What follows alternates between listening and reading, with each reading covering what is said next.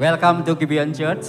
Di sini bukan tempat untuk orang sempurna, tapi tempat kita terus disempurnakan oleh kuasa Injil dan kasih karunia di dalam Yesus Kristus Tuhan.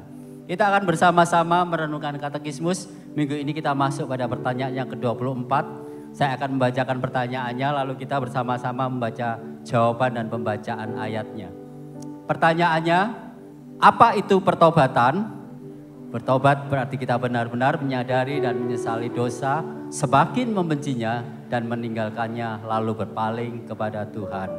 2 Korintus 7 ayat 10, sebab dukacita menurut kehendak Allah menghasilkan pertobatan yang membawa keselamatan dan yang tidak akan disesalkan. Tetapi dukacita yang dari dunia ini menghasilkan kematian. Silakan duduk, saudara. Saudara, hari ini kita merenungkan satu pertanyaan yang penting, yaitu apa sebenarnya pertobatan itu? Sebab banyak orang mengira pertobatan itu hanya perlu sekali, yaitu saat pertama kali kita percaya. Tetapi saudara, sebenarnya pertobatan itu adalah bagian penting dalam hidup setiap orang percaya setiap hari. Mengapa saudara? Karena kita masih sering jatuh dalam dosa, sehingga perlu terus untuk bertobat. Saudara, di dalam pembacaan tadi, Rasul Paulus menyatakan bahwa tidak semua penyesalan itu berarti seseorang sungguh-sungguh bertobat. Ada orang yang menyesal hanya karena takut dihukum atau malu karena ketahuan. Tetapi ada juga penyesalan yang tulus, yaitu karena dia sadar bahwa dia mengecewakan Tuhan yang begitu mengasihi dia. Saudara, inilah yang disebut pertobatan yang sejati, yaitu hati yang hancur karena kasih kepada Tuhan, bukan sekedar karena takut dihukum.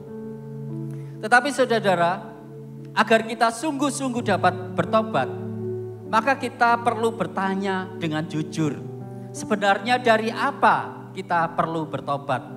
Apa yang menjadi akar dari dosa kita?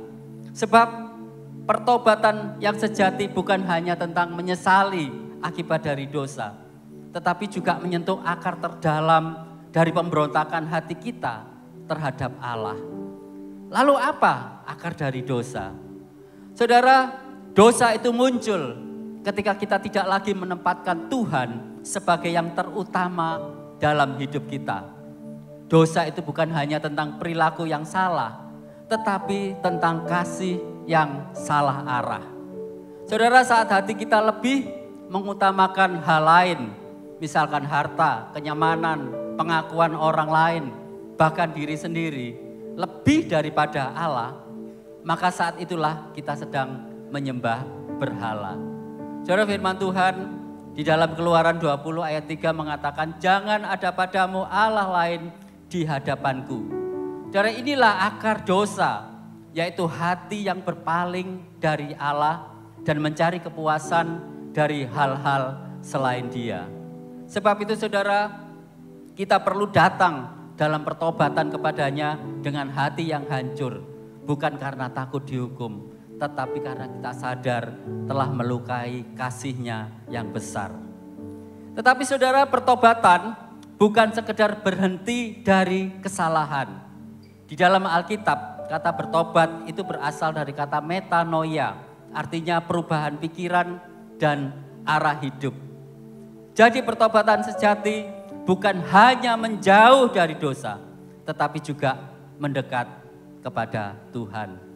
Kita tidak hanya menolak hal yang salah, tetapi kita juga memilih hidup bagi Allah dan membiarkan Dia membentuk kita. Saudara, mungkin di antara kita ada yang bertanya, bukankah Yesus sudah mati menebus dosa kita? Mengapa harus bertobat lagi? Saudara, karena hidup kekristenan bukan hanya soal diselamatkan, tetapi juga tentang bertumbuh menjadi semakin serupa dengan Kristus. Dan inilah sebuah proses yang disebut dengan pengudusan, yaitu proses di mana Roh Kudus terus bekerja di dalam hati kita untuk menyadarkan, mengoreksi, dan memulihkan kita.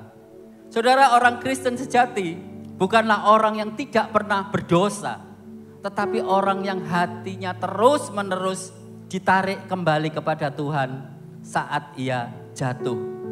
Ia tidak nyaman tinggal di dalam dosa karena Roh Kudus bekerja di dalam hatinya. Charles Spurgeon pernah berkata, pertobatan itu sama pentingnya dengan iman bagi orang Kristen. Dosa yang kecil sekalipun akan terasa sangat besar bagi hati yang benar di hadapan Allah.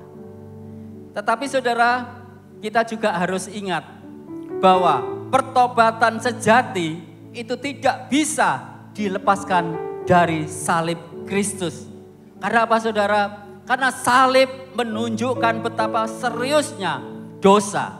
Sehingga Yesus harus mati menggantikan kita. Tetapi salib juga menunjukkan betapa besar kasih Allah. Karena itu Yesus rela menanggung hukuman bagi kita. Saudara, John Stott mengatakan, sebelum kita melihat salib sebagai sesuatu yang dilakukan untuk kita, kita harus sadar bahwa salib itu terjadi karena kita. Jadi saudara, pertobatan adalah tanggapan hati yang diubahkan oleh kasih karunia. Bukan karena rasa takut, tetapi karena hati kita telah disentuh oleh kasih Allah. Saudara, Allah tidak memanggil kita untuk menjadi sempurna dalam semalam, tetapi untuk terus dibentuk dan diperbaharui hari demi hari. Oleh karena itu saudara, biarlah pertobatan itu menjadi gaya hidup kita setiap hari. Yaitu sebagai respon kita terhadap kasih karunia Allah yang membentuk kita untuk menjadi serupa dengan Kristus. Amin. Mari kita sama-sama bangkit berdiri. Saudara, mari kita masuk di dalam doa pertobatan secara pribadi. Mari datang kepada Tuhan dengan hati yang hancur, mengakui segala keberdosaan kita karena masih menyimpan begitu banyak berhala di dalam hati. Dan berdoa kiranya Roh Kudus memampukan kita untuk terus hidup di dalam pertobatan dan membawa hati kita kembali berpusat hanya kepada Tuhan. Mari kita berdoa.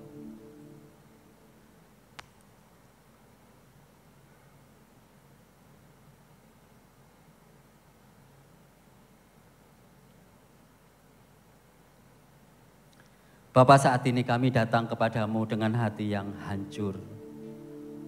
Tuhan, ampuni kami karena sering berpaling daripadamu Tuhan. Dan mengasihi dunia lebih daripada Engkau.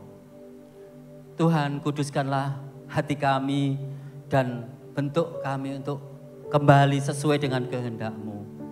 Dan biarlah Roh Kudus memampukan kami untuk hidup di dalam pertobatan setiap hari. Karena kasih-Mu yang sudah menyelamatkan kami. Terima kasih Tuhan buat kasih dan anugerah-Mu. Hanya di dalam nama Tuhan kami Yesus, Allah dan Juru Selamat kami yang hidup, kami berdoa. Amin.